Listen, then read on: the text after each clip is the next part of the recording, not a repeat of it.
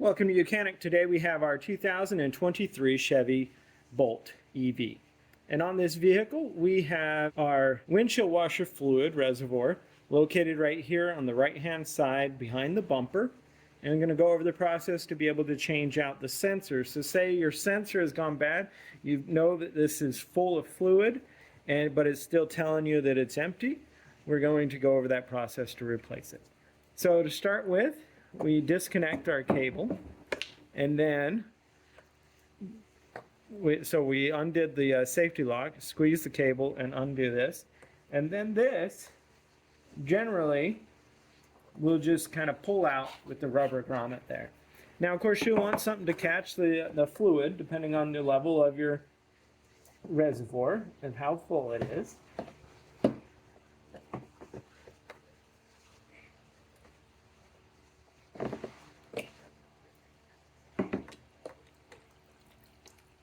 And there is your sensor that is going to tell you whether your fluid is too low and you need to add fluid.